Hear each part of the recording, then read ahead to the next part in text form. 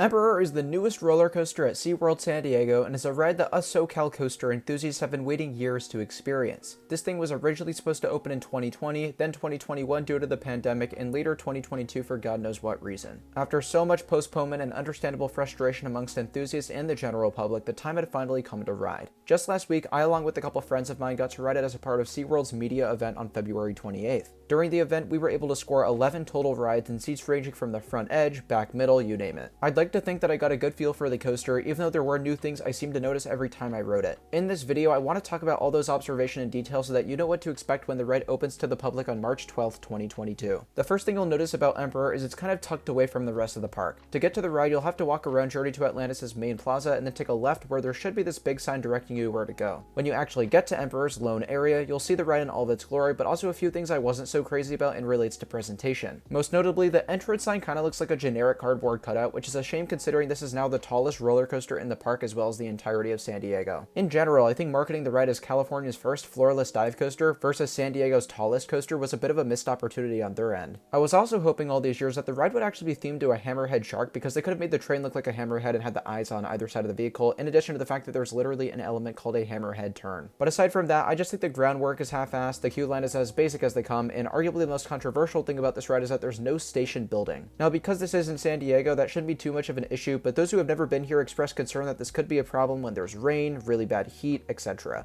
Luckily, Emperor is able to compensate with its bright blue color scheme, and because it's so fresh, it looks absolutely stunning to the eye. Now, as I mentioned, Emperor is a floorless dive coaster, which means two things. One, the floor will retract and your feet will be dangling for the entire duration of the ride, so very different from hang time at Knott's Berry Farm, which is the other dive coaster in California. Two, and this is definitely the biggest draw for the general public, is that holding break element. Bollinger and Mabillard's dive coaster model is defined by this 3 to 5 second stall that takes place right before your 90-degree drop. It's an absolutely brilliant idea because it scares the heck out of a lot of people and creates a really unique visual staring down at the drop. But let's not get too ahead of ourselves, let's talk about the experience once you board the train. Emperor unfortunately does have the V&M vest restraints, which eliminates some of the airtime you'd experience otherwise. If you've ridden Val Raven at Cedar Point or Yukon Striker at Canada's Wonderland, these are exactly the same restraints and they can get really tight on your chest. I wouldn't necessarily call them uncomfortable, but they sure are restrictive, there's no doubt about that. Onto the part of the video where I can really start to rave about this ride, let's get into the layout. You begin by dispatching out of the station, taking a 180-degree turn and climb up your 150-ish foot tall lift hill. This is a steep, fast journey to your max height where then you'll be looking in awe at downtown San Diego's skyline. Believe me when I say this is one of the best views of any coaster I've ridden, as you get the visual outlooking downtown, but also you get time to take in Mission Bay and the ocean straight ahead. Then before you know it, the ride will hang you for a couple seconds and then you'll drop down your vertical 143 foot tall drop into a pretty intense valley. The sequence is awesome because if you're in the front, you'll feel totally exposed, but if you're in the back, you'll get the thrill of the drop's airtime. This immediately leads into an Immelman, and you know, I've never been the biggest fan of Immelmans, like they usually don't do much for me, but Emperor's flows really well and is moderately whippy too. Emperor then maintains its speed very well through the next overbank, which the park is dubbing a hammerhead turn. Now, some sources will tell you that this is angled heavily enough to actually count as an inversion. To me, it really doesn't feel like one, so I'll just stick to the park's marketing of 3 inversions instead of 4. Still though, it is a fun element with a lot of zip similar to the ride's Immelman. Now coming up next is where the ride really starts to shine. You absolutely fly through a 0G roll with a right-hand turn acting as your exit. This is probably my favorite single element on the ride. Not only does it offer a noticeable amount of whip, but if you're in the back edge seats, you'll experience this really unique moment of lateral forces. It's crazy how you'll be upside down and then whipped sideways to the right. It's a really cool moment. Emperor's last inversion is then a corkscrew, which I was a bit worried about going in because I've always thought it looked rather bland and not so snappy, but when you're actually on the ride, you'll experience a sensation that rivals that of the 0G roll, but maybe slightly less exaggerated. By that I mean, again, if you're in the back edge seats, you'll feel some mild lateral whip, which is a super cool feeling, as I said.